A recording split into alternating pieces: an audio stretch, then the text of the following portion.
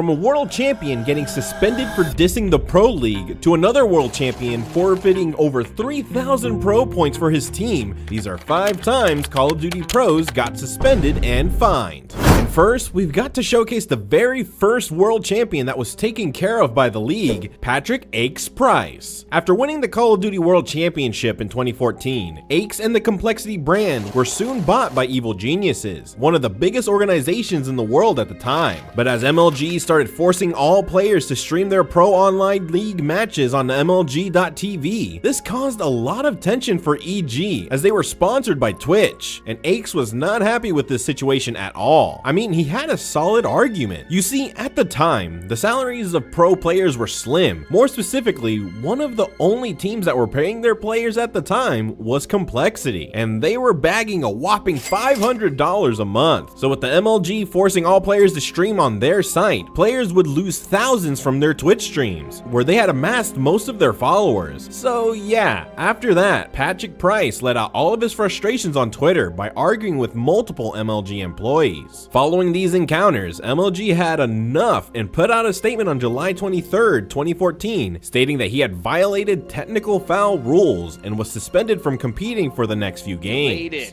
As you may have seen on Twitter just a few moments ago, MLG has announced that Aches has been suspended once again and can't participate in Season 3 matches due to continual harassment of MLG and UMG employees. Now, he's been suspended for 2 games starting September 3rd. This is on top of already his prior 4-game suspension. So a total of 6 games so far for Aches due to his posting on Twitter and other social media forums. So moving parts that kind of limited us to what we could do. But yeah, so we were sponsored by Twitch. So if we streamed on another platform, we were breaking our contractual rights to EG. Yeah. We obviously couldn't sign with MLG TV, which they were forcing to, stream on their platform. And that was at the time, affecting our livelihood, right? Like salaries then were not anything crazy. I think, it's crazy looking back. During our whole Complexity run, I think we were on like $500 a month, and we were the only team that was on salary at the time. It was like 2013 and 2014. It was super low. And then, we were promised a big raise once EG bought us out.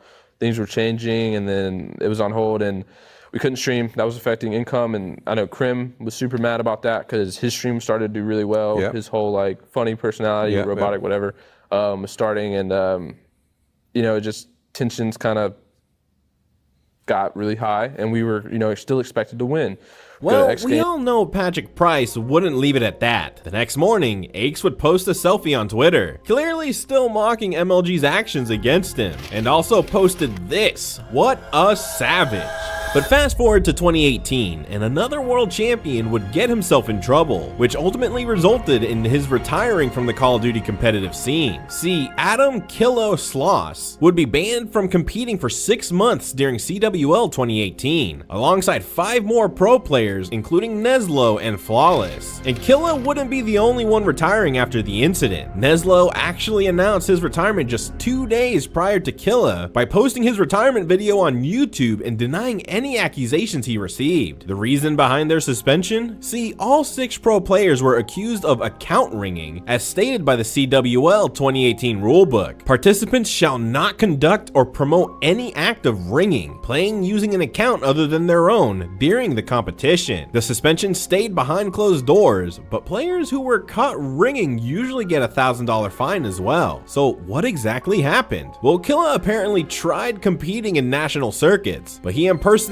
or played on an account of a Canadian national circuit team and got busted. Unfortunately, that's all we could find about their suspensions. If anyone has the beans, please spill them in the comment section below. In the year prior, pro player Assault was playing for Cloud9, one of the best teams in North America. But during the Call of Duty World League MLG Atlanta Open, his team disappointed and finished in 17th to 20th place. After his team's final match, Assault allegedly shoved Anthony Drama Padilla, a player for the Gosu Crew Blue, who knocked Cloud9 out of the competition competition. As a result of these actions, Activision decided to strip Assault of the 3,000 pro points that he had gained at the MLG Atlanta event. MLG stated that Assault will forfeit his 3,000 points due to violations of the CWL Code of Conduct. But check this out. 15-year-old Scrap also took part in the controversial incident, replying, "Why?" under the official MLG post. 15-year-old Scrappy was ready to insult any officials that would potentially reply to him. But in 2016, two of the GOATs of competitive Call of Duty managed to get a temporary suspension during CWL Stage 2 after allegedly insulting League officials. You see, on June 28th, Optic Gaming fell to Luminosity 3-1. But what truly happened was that, well, Optic was seen lagging throughout the series and requested a replay, which sounded fair by looking at the gameplay. But Optic got denied a replay by an admin, and both Damon Karma Barlow and Ian Crim6 Porter had enough, taking to social media to express their frustrations. And what do you know, complaining on social media is apparently a violation of the Call of Duty World League's policy. So it came to no surprise on July 1st when both Karma and Crim6 announced that they would be fined by the CWL and suspended for the next game. At the time of the announcement, Optic Gaming was set to face off against Dream Team, which had struggled and was in 8th place. With no substitutes available, Optic Gaming was unable to replace either suspended player, leaving Dream Team to claim a 3-0 forfeit victory. Crim6 also decided to break his silence and speak about his suspension on his YouTube channel. In this video, I just want to talk about, I really wish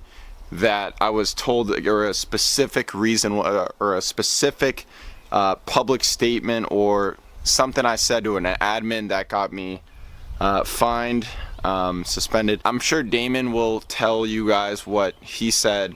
It was actually pretty funny. You couldn't do what Damon did. I was like semi-complaining, but it wasn't like they said I was like ruining the image of the league. And all I really was doing was saying that the way 100 Thieves is playing is kind of pathetic. And then everything that happened in the LG match when the host was lagging, I kept that all in the DMs. I didn't tweet anything out. I think that entire day I tweeted 3 things.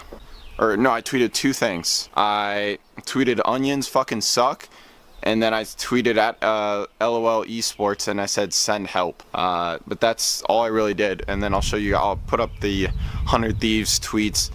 But I don't really know what I did. I think honestly, if I got fined for the retweet, I retweeted someone who made a Spaceballs reference. You know, the guy in the command center with the white helmet on and he's cross-eyed, and someone said you know, and added me and Damon and said we can assure you the CWL has the best people working on it as of this moment.